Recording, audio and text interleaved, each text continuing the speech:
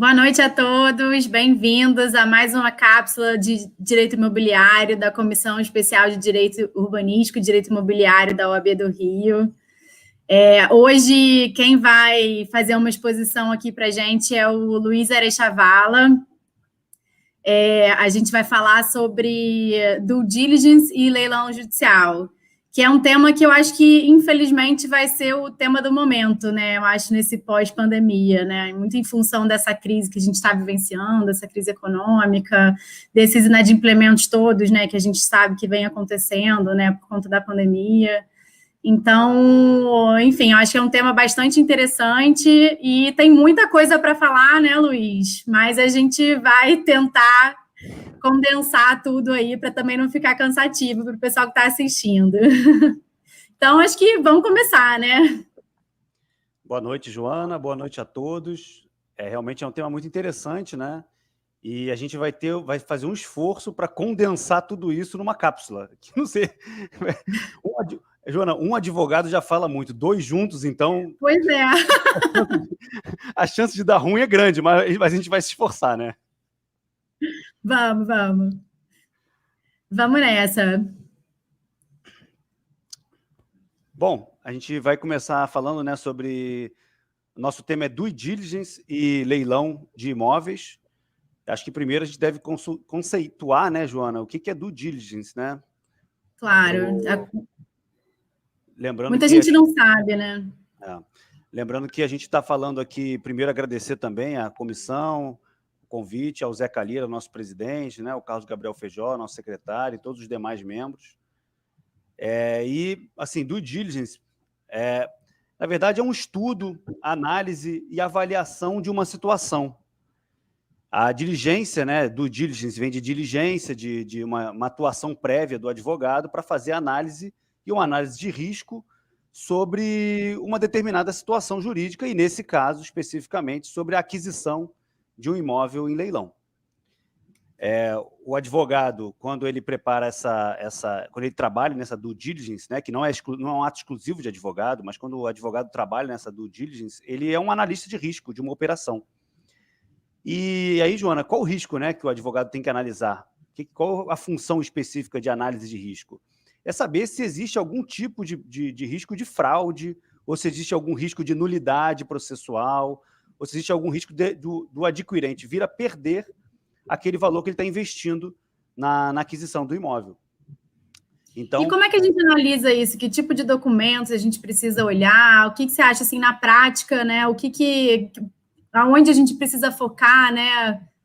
Basicamente. Essa análise ela é feita, normalmente a due diligence na aquisição de imóveis, ela é feita no imóvel e na pessoa dos alienantes. Então, você tem que tirar as certidões, e nas certidões elas vão aparecer a situação jurídica do imóvel e a situação econômica dos alienantes, né? Principalmente para você saber se aqueles alienantes, quando estão vendendo, não estão ficando insolventes perante o patrimônio que vai restar para eventuais credores. Então, você tem que fazer ali quase que um balanço da vida dessas pessoas, né? Saber qual o ativo, qual o passivo, e se esse passivo supera o ativo, porque se superar, o credor desse vendedor vai lá no patrimônio do adquirente para puxar de volta e ser ressarcido sobre o prejuízo que ele teve. Que tipo de certidões, assim, normalmente o advogado precisa focar? Bom, aí depende um pouco da comarca da situação do imóvel, né? Então, assim, por exemplo, eu vou falar aqui da comarca da capital do Rio de Janeiro, que é onde a gente está, onde é a nossa comissão. Aqui você tem aquelas certidões que estão descritas no Código, primeiro ao quarto distribuidor, sétimo, nono, interdições e tutelas, Justiça Federal, a PGFN. Então, você tem que, na verdade, o que você precisa saber, basicamente, é o que diz a lei. A Lei 7433, ela fala que você precisa ver as ônus reais, você precisa saber a situação fiscal, você precisa saber... E para evitar fraude à execução ou fraude a credor, você precisa saber se esses alienantes têm algum tipo de dívida que possa vir a recair sobre o imóvel que está sendo vendido. Sabendo todo esse princípio, é que você tem que entender como é a divisão judiciária dessa comarca, para que você possa tirar as certidões a ponto de você esclarecer a vida financeira desses alienantes. Então, aqui no Rio de Janeiro são essas que eu mencionei, mas em outros lugares são outros, são diferentes, né? Dos alienantes e do imóvel, né? Claro, que está sendo alienado. Porque o imóvel pode ter alguma penhora, ou os alienantes podem ter alguma dívida, e dívidas essas que não necessariamente estão em processos judiciais, né? São dívidas, às vezes, que estão protestadas, enfim. Então, agora, são dívidas também que estão, de alguma forma, com publicidade, porque você só pode saber o que foi publicizado, né? Claro. Então, passando para o leilão, eu acho, né, já para adiantar, né, vamos começar a falar dele. Eu acho que a grande diferença, como a gente conversou mais cedo, é o que a gente acrescenta agora nessa due diligence, né? O que vai ser objeto da due diligence no âmbito do leilão judicial? Pois então a due diligence é o que a gente falou, mas e a due diligence no leilão? Você acrescenta um elemento. Então, você, além de olhar o imóvel, olhar a situação financeira dos alienantes, você tem que olhar o processo, para saber se nesse processo tem alguma nulidade, ou se o imóvel que está indo a leilão ele é, por acaso, impenhorável. Então, você tem que avaliar, e aí a gente, agora, no decorrer do nosso bate-papo aqui, da nossa cápsula, a gente vai analisar em mais detalhes o processo, como se analisa o processo, né? O que dentro do processo pode vir a ter um tipo de nulidade que possa vir a prejudicar esse arrematante. Então, a due diligence processual, né? Quais são os pontos chaves que a gente precisa olhar? Exatamente. E para o advogado, né, que é o nosso público-alvo, basicamente, é muito importante, porque é um campo de atuação muito, muito interessante, né? E também o advogado ele pode sugerir para os clientes dele a arrematação de bens em leilão, porque geralmente, como a gente vai ver aqui, as arrematações são um grande foco de investimento, ainda mais nesse período, como você colocou muito bem, né, Joana, onde tem muita dívida, né? Os processos estão encaminhando, infelizmente, para os leilões. Teremos cada vez mais, né? Eu acho que estamos caminhando para isso, né? Vamos conviver bastante com esse tema. E o CPC fez alterações significativas, dando muita força para os arrematantes. A gente até brincou mais cedo, tratou o arrematante como um cliente VIP, né? Da prestação judicial. Porque ele é fundamental, porque se não tiver arrematação, nada serviu o processo. Você teve petição inicial, tese jurídica para um lado, para o outro, audiência, contestação, réplica, recurso, sentença, STJ, e não adiantou nada. Porque, afinal não adiantou nada, o crédito não foi satisfeito, o imóvel não foi arrematado. Pois é, então a gente tem que tratar bem o arrematante para que ele se interesse cada vez mais e, enfim, os processos tenham um fim, né? Antes da gente só falar do processo, acho que, de repente, é legal você falar um pouco da diferença, as principais diferenças entre o papel do advogado e do leiloeiro, né? Porque o leiloeiro, na verdade, ele vai ser ali indicado pelo juiz para conduzir aquele processo de leilão. E o que o advogado deve fazer? Quais são os cuidados? Né? A ideia é fazer um double check do trabalho do leiloeiro, né? Como é que o advogado deve, assim, com o que ele deve se preocupar, como que ele deve atuar? Legal, é boa essa distinção. Bom, como você falou muito bem, o advogado, quando ele é contratado para fazer essa due diligence, ele deve fazer um double check do trabalho do leiloeiro e do juiz. Porque o juiz não é perfeito, é um ser humano que pode cometer algum equívoco, né? Até porque o juiz pode ter um entendimento e o desembargador ter outro, então você tem que ter muito cuidado com as teses também que são aventadas no processo. Por exemplo, a gente pode falar de empenhorabilidade, né? Então o juiz pode entender que determinado bem é penhorável e lá em cima entenderem que é impenhorável. Então você tem que alertar o cliente para todos esses tipos de cuidado. Porque a nossa função... Tem acontecido muito essa divergência, né? Inclusive, que a gente tem acompanhado aí com o bem de família do fiador, né? Exatamente. Tem uma discussão bastante importante rolando aí no judiciário, né? Pois é. Esse debate basicamente é se o bem do fiador em contratos de locação não residencial é penhorável ou é impenhorável. Então, assim, se você está diante de uma situação como essa, você é advogado, só do fiador de locação não residencial, porque a do fiador de locação residencial não tem debate ainda no STF. A gente sempre fala ainda, né? Porque a gente sabe que as coisas mudam mais rápido. De repente, no final dessa cápsula, pode ser até que tenha, mas hoje não tem, né? A esse horário não tem. Então, do fiador em contrato de locação não residencial tem um debate no STF, não é STJ, no STF. No STF, desculpa, é verdade. Sim, é no STF. Bom, então vamos lá. É o double check do trabalho do leiloeiro e do juiz. Cuidado, porque pode o juiz entender de uma forma, o executado recorrer e mudar tudo. Então, você tem que fazer análise dessas teses todas que estão debatidas no processo para você esclarecer o risco para o seu cliente. Você não é você que está rematando, não é o seu dinheiro que está em jogo, mas o seu papel é de esclarecer os riscos. Então, dizer para o cliente, olha, aqui é duvidoso, então a gente pode até arrematar, mas saiba que qualquer discussão a gente vai ter que tentar pegar, a gente pode desistir, ou aqui aqui só vale a pena se for por X, porque o risco é maior e por aí vai, né? Bom, falando um pouquinho do leiloeiro, como você me perguntou, o leiloeiro ele é um auxiliar do juízo, né? Assim como é um perito, assim como é um avaliador, ele é um auxiliar do juízo. A função dele, basicamente, é publicar o edital, realizar o leilão, receber os valores e prestar contas em juízo. Basicamente é isso, né? Já o advogado, ele não é um auxiliar do juízo, ele é um representante de uma parte, né? Então, o leiloeiro, como auxiliar do juízo, ele tem que ser imparcial. Já o advogado, como ele representa uma parte, a função dele, por natureza, é ser parcial. Ele tem que defender o interesse de uma parte, né, para a qual ele foi contratado. E um detalhe importante, Joana, que é bom a gente esclarecer para os colegas que estão assistindo, é que o leiloeiro, eu entendo isso como um equívoco do CPC, tá? Mas ele é indicado pelo exequente, mas nomeado pelo juiz. Eu entendo que o leiloeiro jamais poderia ser indicado pelo exequente. Por ele ser um auxiliar do juízo, ele não pode ter interesse nenhum, porque senão você gera uma relação de clientelismo, né? Imagina se eu, como autor, por exemplo, vou indicar o perito que vai fazer a avaliação de um imóvel. É claro que se eu começo a indicar ele muitas vezes, a tendência natural, né, é até humano, e deve-se evitar isso, é que ele comece a favorecer para o meu lado. E o leiloeiro, como auxiliar do juízo, até a gente brincou isso mais cedo, né? Deveria ser o seguinte: quem que você quer indicar? O João, tá? Então eu vou nomear qualquer um menos o João. Porque o João. Porque o João, de alguma forma, você tem interesse que ele participe. E não pode. O leiloeiro, ele é um auxiliar do juiz, ele tem que ser absolutamente imparcial. Não faz sentido essa regra do CPC, ainda que a indicação seja do juízo, mas a nomeação é claro, né, que você tem algum tipo de influência, você quer que, de alguma forma, aquele profissional exerça. Enfim, mas tudo bem. Essa é a regra e assim é que funciona. Vale lembrar também, né, Joana, que às vezes a gente está atuando num processo de leilão, a gente vê aquela galinha morta, aquela vontade de arrematar, fala, pô, essa situação aqui para mim seria perfeito, o dinheiro encaixa no que eu tenho reservado, mas não pode. Informação privilegiada.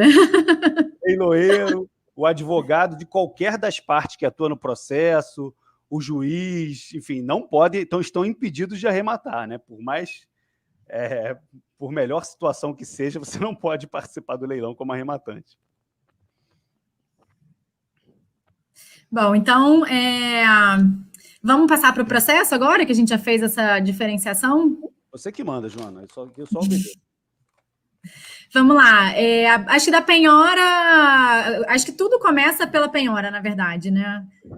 Verdade.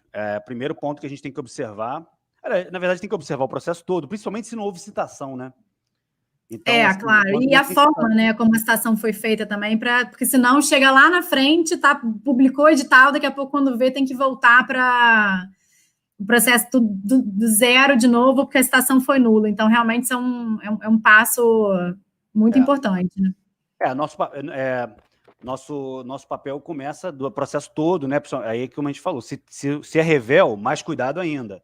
Se for citação ficta, né, por hora certa, ou por edital, aí também tem que abrir o olho, porque pode ser que tenha algum tipo de nulidade.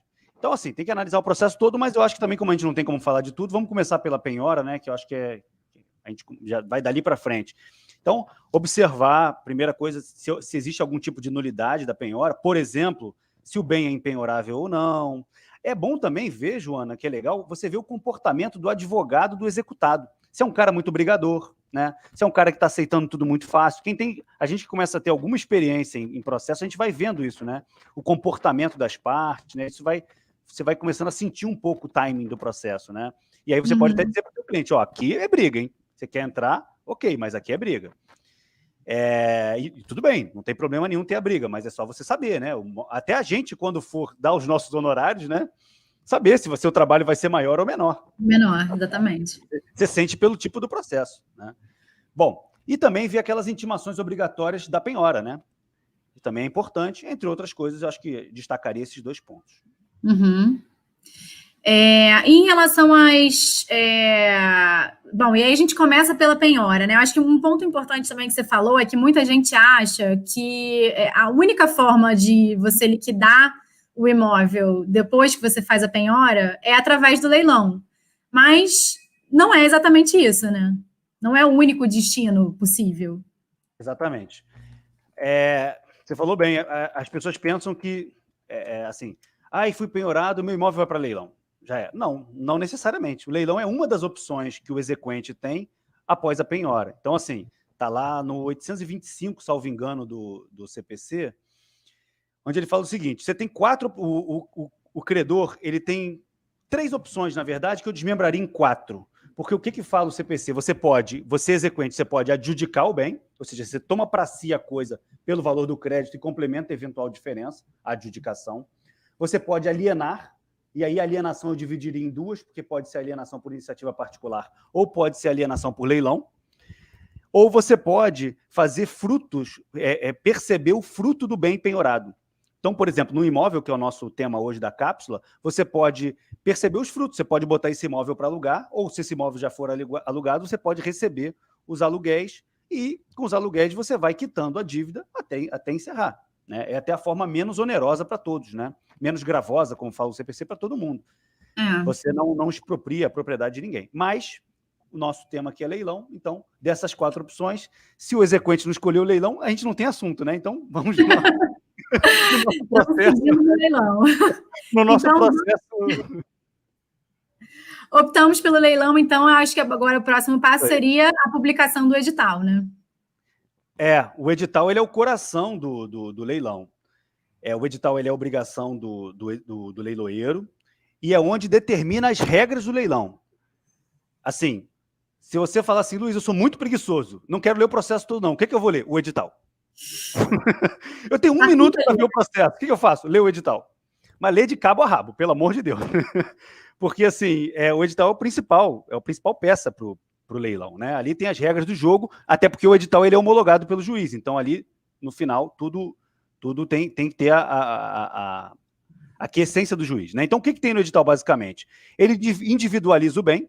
Ali você pode saber se o bem... Qual é o tipo do bem? Porque, às vezes, o próprio CPC fala que se o bem ele pode ser dividido, sem perder a essência dele, claro, né?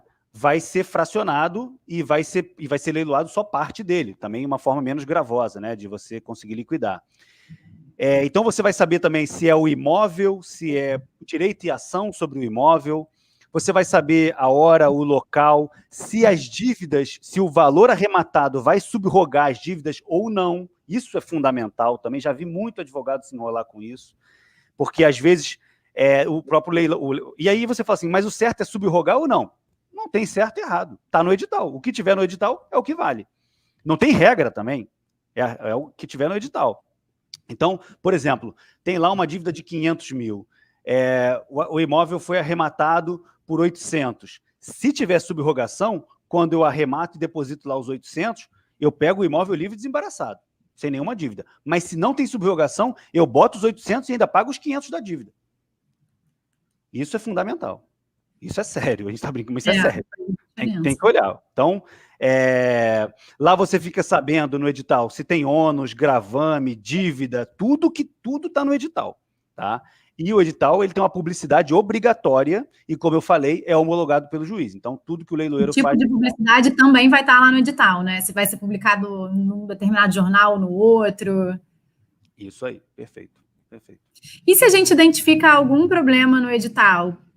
Porque, às vezes, pode acontecer. O juiz deixou passar, o leiloeiro deixou passar, e aí, quando viu, faltou algum requisito que deveria constar do edital e não constou.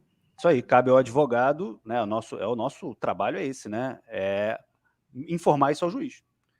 Já aconteceu algumas vezes eu já peguei alguns leilões onde o juiz não mencionava os honorários advocatícios. Ele mencionava a dívida toda e não mencionava os honorários. Então a gente peticionou e pediu para o juiz incluir. O juiz sempre inclui. Todas as vezes que eu me deparei com isso, o juiz incluiu. Então tem que ficar de olho, claro. né? Já se deparou com alguma situação em que o leilão chegou a acontecer e depois foi identificado um problema no edital? Olha, que eu tenha participado, eu nunca vi. Uhum. Mas já vi, assim, pesquisando jurisprudência, já vi algumas vezes. Mas eu nunca tive essa experiência estando como advogado. Mas já pesquisando jurisprudência, você vê vários problemas, né? E então, assim, cabe ao advogado informar o juiz. Falar, ó, tem esse problema. Ou, ó, essa intimação aqui que tinha que ter sido feita, não foi feita. Vai lá e faz para evitar nulidade. O juiz, normalmente, claro, ele não quer, tudo que ele não quer é nulidade no processo onde ele está conduzindo, né? Até porque é retrabalho para ele, enfim, não pega bem para o juiz isso, né?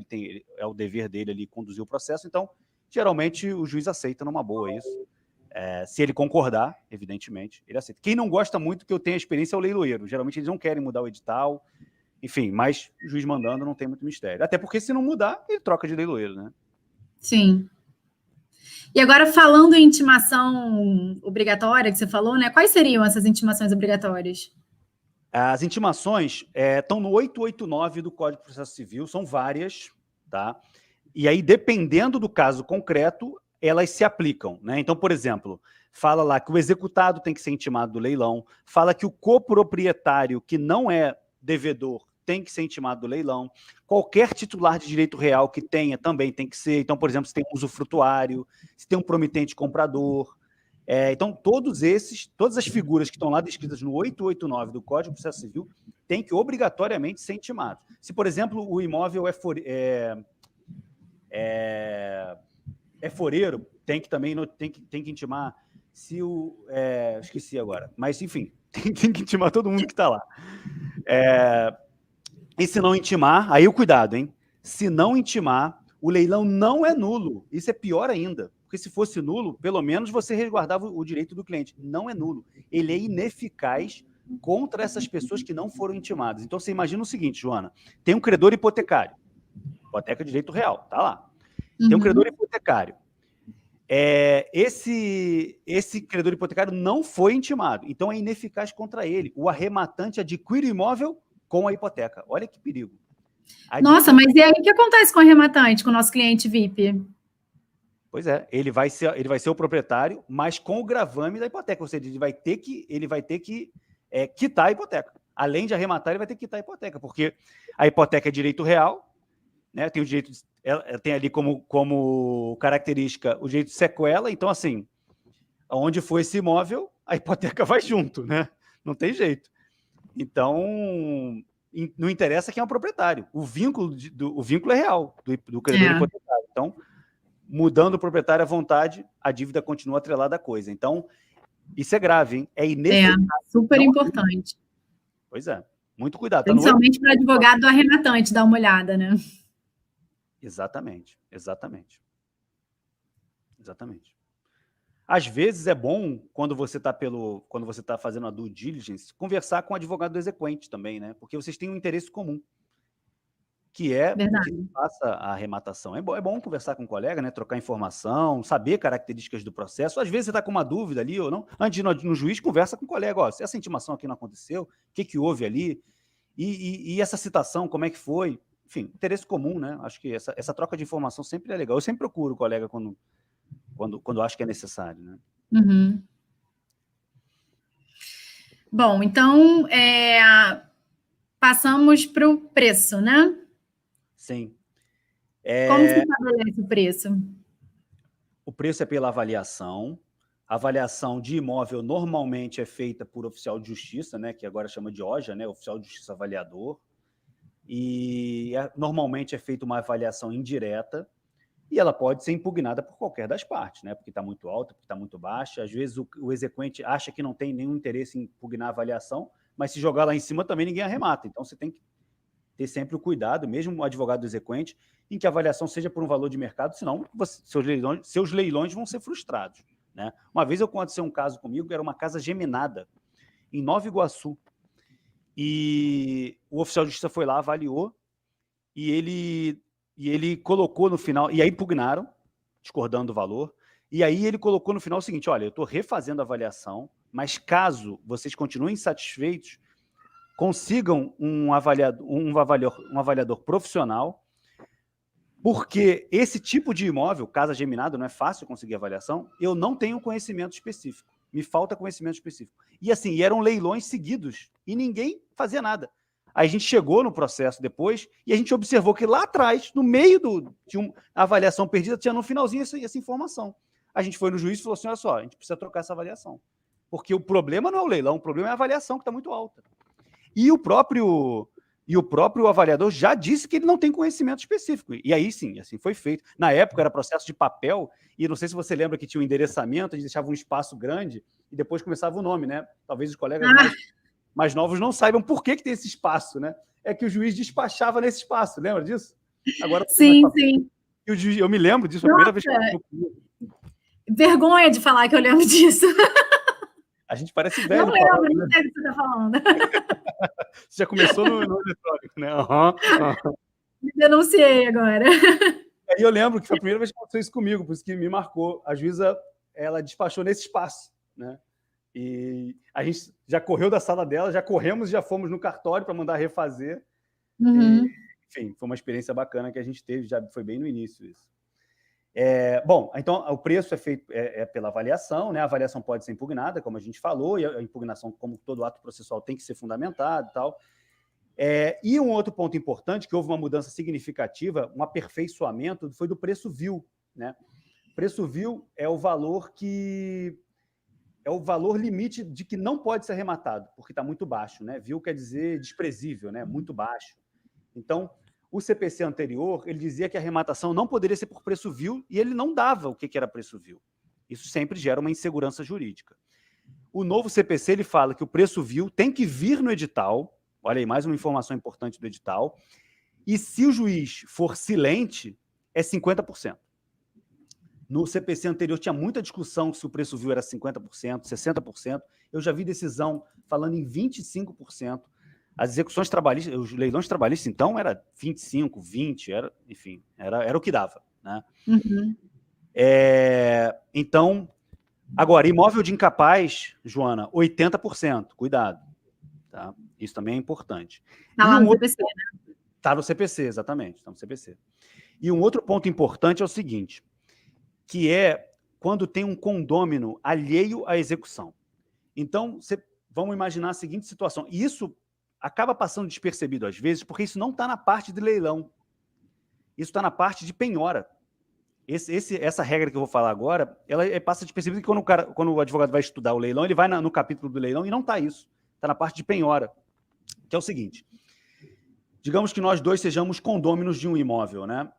Uhum.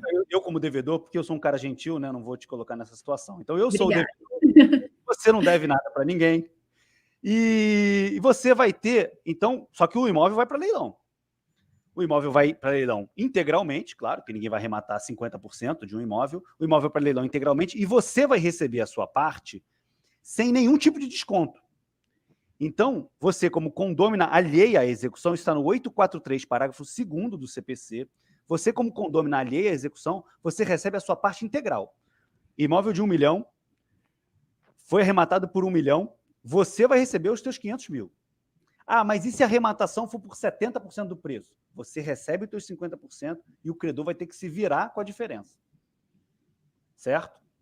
E aí, a gente tem que pensar... Aí o cuidado do advogado é o seguinte, aí do advogado do exequente, né? É o seguinte, se tiver essa situação de condômino alheio e você tiver um preço vil de 50%, a arrematação é inútil para o exequente. Era isso que eu ia falar. Pois é, todo 50% do produto da arrematação vai para o condômino alheio, não sobra nada para o exequente. Não serviu, né? Eles fizeram um favor para o arrematante, que adquiriu um imóvel barato, mas o processo não teve utilidade nenhuma, entendeu?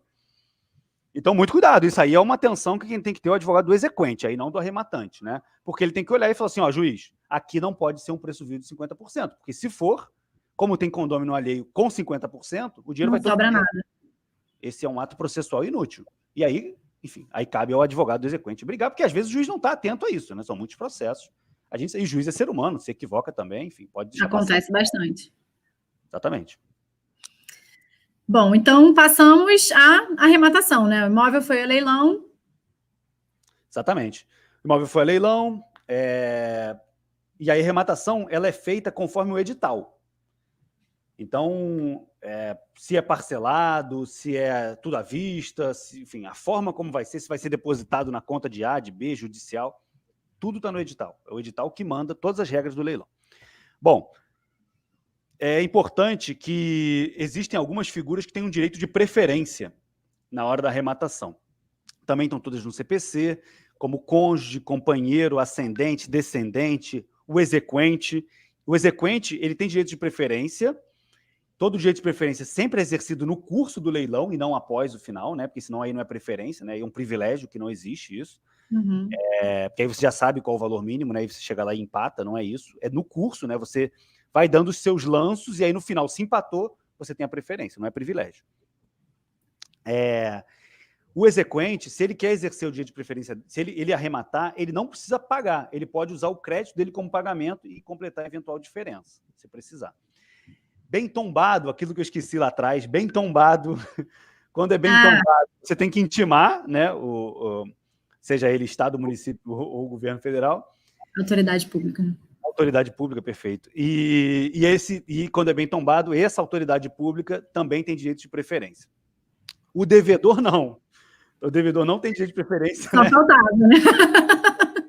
Você imagina o seguinte, o cara, ele segura, ele não paga, ele tem um bem... Porque o pagamento, em tese, ele tem que ser espontâneo, né?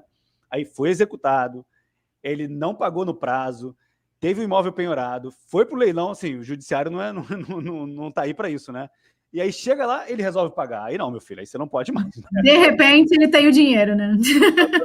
Na hora de empatar ali para poder... Então, o executado em si não tem. Ascendente, descendente, cônjuge, tudo bem, mas ele não tem.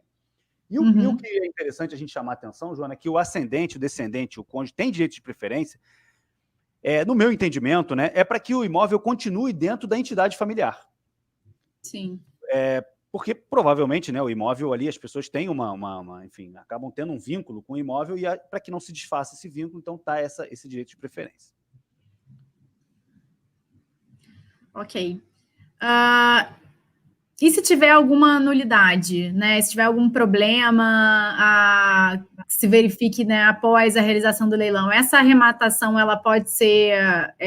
o que acontece? Ela é desconstituída? Ela é declarada nula? Né? Como é que... Bom, olha só. Como é que... É importante chamar a atenção o seguinte, o 903 do Código de Processo Civil, ele fala que o arrematante ele pode desistir da arrematação em 3 hipóteses. E quando ele desiste, o dinheiro é devolvido. Mais uma situação de cliente VIP, né? Como a gente falou. Quais são essas situações? Se tiver algum gravame no imóvel que não constou no edital, aí também vamos chamar a atenção que o colega que fez a due diligence comeu mosca, né? Porque não basta ele olhar o processo, ele tem que olhar as certidões, ele tem que olhar ônus reais e tal, mas tudo bem, passou, tal, nem todo arrematante aparece com advogado. Então, se aparecer algum gravame que não constou no edital, ele pode desistir. Se descobrir alguma nulidade do leilão, ele pode desistir e o dinheiro é devolvido. Se ele for citado para alguma ação anulatória no prazo de defesa, ele pode desistir também. Entendeu? Então, assim, e o dinheiro é devolvido. Ok. Bom, acho que a gente está acabando, né? Já falamos da arrematação, já falamos dos casos de desistência pelo arrematante, já falamos que se houver alguma nulidade, resolve-se em perdas e danos, né? Não vai anular a arrematação, né? E eu acho que agora, bom, depois da arrematação, acho que o próximo passo seria a expedição da carta de arrematação e o registro no RGI, né? Exatamente. Perfeito. É isso aí. É isso. Agora, chamar a atenção também que, junto com a carta de arrematação, vai o mandado de missão na posse. Então, ele recebe o mandado para registrar no RGI e o imóvel ir para o seu nome, e junto com a carta de arrematação vai o mandado de missão na posse para que ele possa ingressar no imóvel. Ponto importante, Joana, arrematação por leilão é aquisição originária, jurisprudência tranquila, existe alguma divergência doutrinária quanto a ser uma aquisição originária, mas Em termos de jurisprudência, tranquilo, STJ, TJ do Rio, bem tranquilo esse entendimento. E o que quer dizer aquisição originária, né? Nós temos aquisição derivada, que quando passa de um para o outro, e temos aquisição originária, quando você rompe. Não tem transmissão de bem. É quase que uma expropriação. Isso a gente tem na usucapião, na desapropriação, na arrematação, né? É o judiciário ali pegando a força e rompendo uma cadeia. E aí você tem uma aquisição originária, onde você limpa a matrícula e começa uma nova para aquele adquirente, seja ele de que natureza for. Uhum. Então, por exemplo, se você arremata o imóvel que tem direito e ação, por ser uma aquisição originária, você consegue romper toda a cadeia e passar a ser o proprietário, e não o promitente comprador, por exemplo, né? Porque, em tese, se você disser direito e ação, que esse nome nem é bom, é direito à ação, né? A ação para regularizar, mas, enfim, se você adquire, você rompe toda a cadeia e passa a ser o proprietário, já de uma propriedade consolidada. Então, você não fere o princípio da continuidade registral, que, embora alguns registradores ainda sejam reticentes, mas o judiciário é bem tranquilo e manda fazer.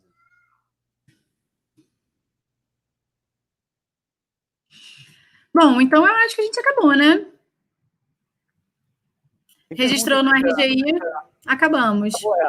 Nosso processinho fictício acabou, realmente. Agora a gente pode tentar pensar algumas tragédias aqui que possam acontecer no meio do caminho, mas, assim, correndo tudo bem, é isso. Maravilha. Vamos ver se tem alguma pergunta interessante aqui. O José Luiz Monteiro Borges mandou essa pergunta aqui. Luiz, fala um pouco sobre a importância de uma due diligence para o exequente que pretende adjudicar o bem penhorado na execução de seu próprio interesse. Algum cuidado adicional? O Borges é nosso colega lá da comissão. Verdade. Li no automático. Grande especialista em condotel, enfim. Grande colega, grande amigo meu mesmo. Bom, Borges, não vejo um cuidado adicional, não. Todos esses que a gente falou servem tanto para o exequente adjudicar, para o exequente arrematar, ou para qualquer tipo de arrematação. Não vejo nenhum cuidado adicional que se faça, não. Até porque a gente já viu tudo, né? Então, assim, você já viu o processo, já viu o imóvel, já viu a pessoa do alienante, eu não vejo mais o que fazer. Ok. O Giovano Rosetti também mandou uma outra pergunta aqui. Se no edital não constar menção à taxa condominial e credor hipotecário, qual é a postura do arrematante? Bom, você vê que é tudo família, aqui, tudo amigo, né? Giovano é nosso colega da Comissão de Direito Imobiliário da OAB do Espírito Santo. Então, um abraço para ele aí. A gente esteve lá outro dia falando sobre locação, né, Giovano? Garantias locatícias. Bom, amigo, seguinte. Se não constar menção à taxa condominial e houver a dívida, cabe ao advogado do exequente, credor da cota condominial, fazer constar. Como eu falei, já aconteceu de eu estar, por exemplo, num condomínio, até foi recentemente, eu estava por um condomínio, a gente pediu e o leiloeiro ele não fez constar os honorários advocatícios na dívida. E a gente pleiteou lá, enfim, o juiz aceitou, evidentemente. Acontece também o seguinte, vai fazer o leilão de um imóvel no qual você é credor do condomínio, por exemplo, você está pelo condomínio. O imóvel que você vai levar a leilão lá na frente já está sendo levado a um leilão em outro processo. O que você faz? Você entra no leilão, você avisa o juiz, faz a penhora no rosto dos autos desse processo que está indo para o leilão, informa o seu crédito, se o seu crédito provavelmente vai ser privilegiado em relação àquele que está sendo discutido lá. Eu falo isso porque recentemente também fiz isso. Era um dano moral que estava sendo discutido lá. Estava indo para leilão pelo dano moral e esse mesmo imóvel que está indo para leilão tinha uma dívida de condomínio que a gente estava aqui no processo que ainda não estava na fase de leilão. A gente foi lá e informou, olha só, tem dívida de condomínio. Leiloeiro, inclui aí a dívida de condomínio do outro processo. E ele incluiu. Então, feito arrematado o produto, aí uma vez que você tem o dinheiro depositado, vai pelos créditos privilegiados, né? E aí o condomínio vai na frente de um dano moral, por exemplo. Tem preferência. Pois é, porque é um credor quirografário, né? Uhum. Aí vem aquela ordenzinha lá de credor trabalhista, depois credor tributário, condomínio, credor direito real, tá lá no Código Civil 900 e alguma coisa, depois credor quirografário, enfim, tem essa regrinha lá. E se não constar na matrícula do imóvel o percentual do coproprietário? Subentende-se que é 50-50. A presunção é de 50%, né? A não ser que faça constar no... E ao Feijó? E a questão da posse? Questão da posse, o quê? Da emissão na posse? Não sei se é isso que ele está querendo dizer. Qual é a condição? Arrematação, carta ou registro? Não entendi a pergunta. Qual é a condição, arrematação, carta ou registro? Você entendeu a pergunta? Ele mandou, e a questão da posse? Qual é a condição? Qual é a condição? Arrematação, carta ou registro? Não sei bem o que ele está querendo dizer. Bom, também não entendi. Você arremata, o juiz expede uma carta de arrematação que vai ser registrada. Junto com a carta de arrematação, você recebe uma carta de emissão na posse. Não sei se é isso que ele está querendo dizer. Você recebe uma carta de emissão na posse. Então, você vai fazer os dois. Sim. Deve ser o momento em que o arrematante pode ser emitido na posse, né? Talvez. A carta de arrematação, não sei se é isso, a carta de arrematação ela sai junto com a carta de emissão na posse. Então, ele leva a carta de arrematação para registrar e sai a carta de emissão na posse, onde ele vai ser emitido na posse, evidentemente, com o oficial de justiça, né? E aí, encerrou. Tem propriedade e tem posse, né? Aí não tem mais o que fazer. Ok. Vamos ler a última pergunta aqui, então.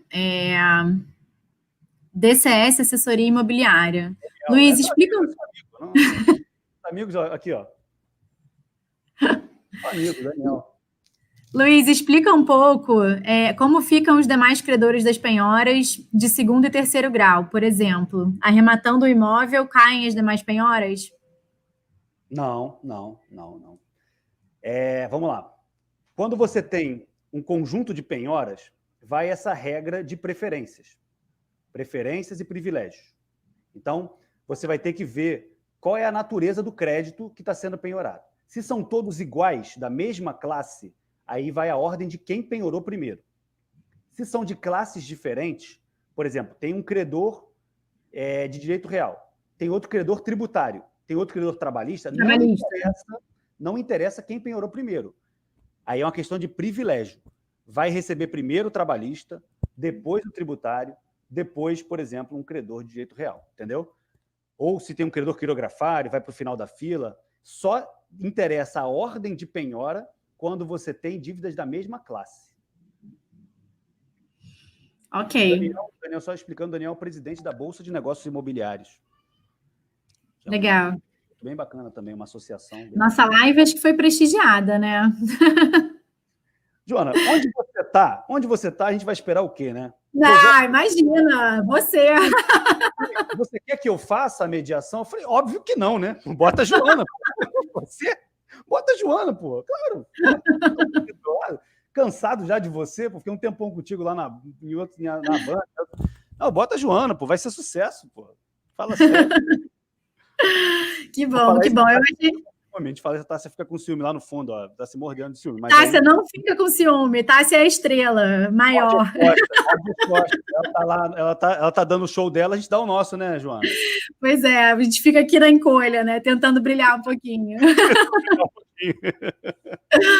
Mas, olha, eu adorei bater esse papo com você, foi super interessante, aprendi muito com esse nosso bate-papo aqui. Não, o leilão não é uma coisa que está assim no meu dia a dia, né? Não é exatamente com o que eu costumo trabalhar mais, mas foi super esclarecedor, aprendi bastante, espero que o pessoal tenha gostado também.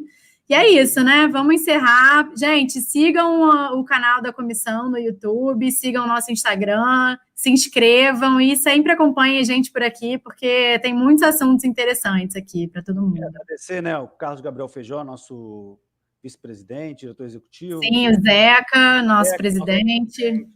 E todos os demais colegas que realmente, como você falou bem, tem muito conteúdo. O Zeca está fazendo um mandato extraordinário, né? Deixando uma biblioteca digital aí para ficar para os colegas advogados poderem consultar sempre que quiserem, né? E para a gente também, né? Consulta dos outros colegas. E foi um prazer, Joana. Obrigado aí. Obrigado, Tássia, que arrasou aí nos bastidores. A gente ficou tentando distrair um ao outro aqui no chat. Valeu, pessoal. Obrigado aí. Um beijão para todos. Valeu. Um abraço, gente. Tchau, tchau. Tchau, tchau.